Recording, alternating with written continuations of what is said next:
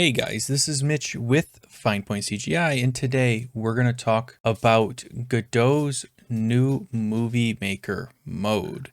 Now, this mode is exciting because it allows you to record your Godot screen at a specific frame rate, and it allows you to directly export your video out from your game screen. So it's very useful for making trailers and getting source footage for your promotional material. Some of you may notice that there is a new button right up here in the upper right hand corner, and this is the Godot Movie Maker mode. Now you can't quite see it because my window is a little bit larger than the actual window I'm recording in, but it basically says enable Movie Maker mode. The project will run at a stable FPS and the visual and audio output will be recorded to a video file.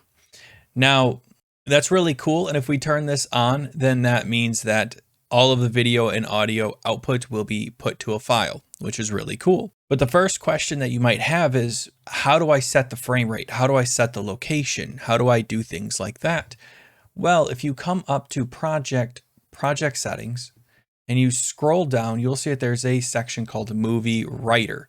And if you click on that, you'll see that it has all sorts of options here. Now you'll see we have a mix rate, which is your sound mix rate. We have the speaker mode, so you can do 3.1, 5.1, 7.1, or stereo. Generally, like if you're doing a theater style release, you'd want like a 7.1. 5.1 would be like if I had a subwoofer, two side speakers, two back speakers, and a center speaker. 3.1 is a center speaker with two speakers on the left and right, and a stereo, of course, is your standard left and right speakers. In my case, I'm going to keep this as stereo. Now they have MJPEG quality. This is the actual quality of the video, so it's going to apply compression. So it's going to apply compression to your video to help reduce the size of your video. So 75 is a pretty good number, but you guys can set it to whatever you like. If you set it to something like 1, it's going to be a very big file. And if you set it to something like, 0.01, it's going to be a giant garbled mess that you're not going to be able to see. Movie file is where you put your movie file. In my case, I have it set out here as test AVI, but I can come in here and just say Movie Maker tutorial.avi, and I can save that, and it'll save it out to this location, which is users, FinePoint CGI, documents, and then Movie Maker tutorial AVI, and that will work. Disable VSync disables VSync. Generally speaking, I wouldn't disable this because when you're doing a recording, you don't want any screen tearing on your video because that's going to look really bad. So you should probably just keep that off and go from there. FPS is the FPS rate that you want to record at. If you want to record at 120, you can do that.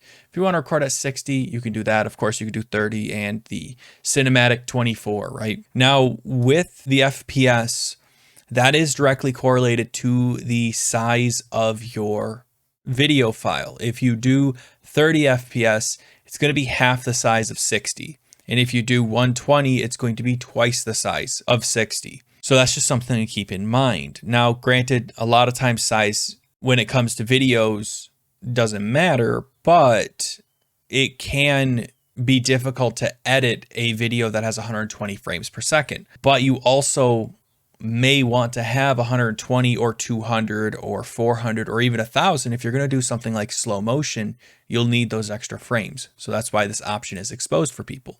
So this is all well and good, and this is cool that we have all these options, but how do we use it? So if you click close and you make sure that this is checked and you have an animation, in my case, I do, I can show you guys. You guys have already seen it at the beginning, but basically a spaceship and all that happy jazz. You'll hear some of the background noise, I'm sure.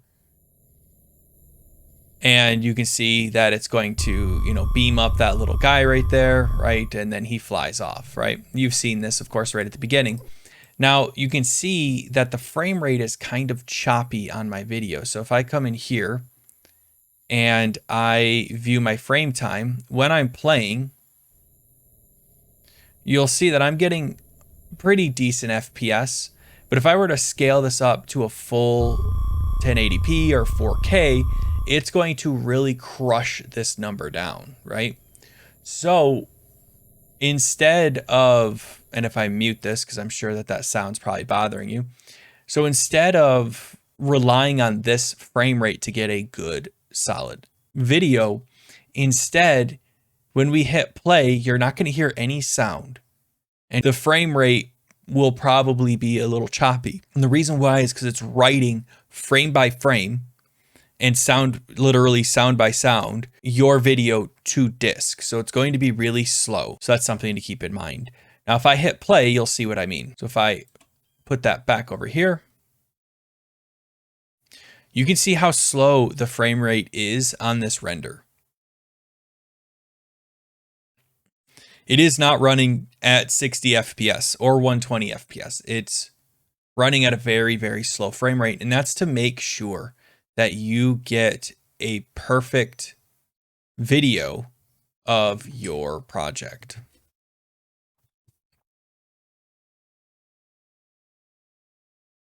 Now, the way that this works is it goes frame by frame and synchronizes the video. So that's the reason why it's so slow, is because during game real time, we're not writing it all out to a disk. So it's not going to be as slow. Now, there are some things that I don't necessarily like about this, and you can see he's taken off and we're good to go.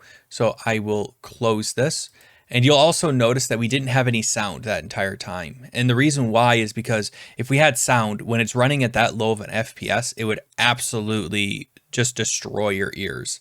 So the Godot team has disabled audio when you're doing that recording.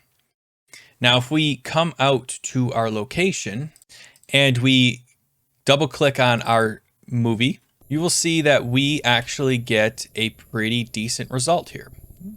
So you've got the sound, everything synchronizes up like you would expect.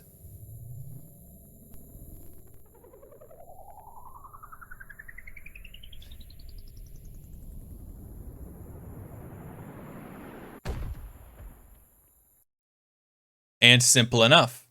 So that's basically the new feature. It allows you to just save out your stuff and allows you to basically create animations inside of Godot. Now, there's a lot of things that I wish would be here. For instance, having the ability to select the resolution of your video would be nice. Right now, it renders it out to whatever your project settings are, but it would be nice to be able to just override that and have a setting in case I wanted to render it at 4K, but my computer itself doesn't have a monitor that's the size of 4K.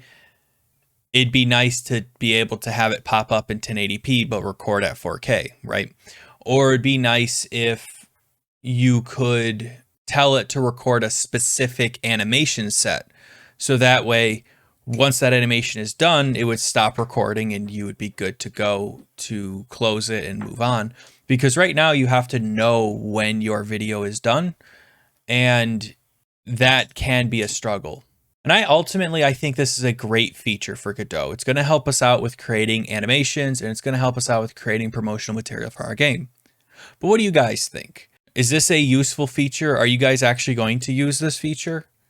Let me know. But that is all I have for you guys today. So if you like this video, go ahead and hit that like button. Hey, if you dislike this video, go ahead and hit that dislike button, because I am here to make content for you guys.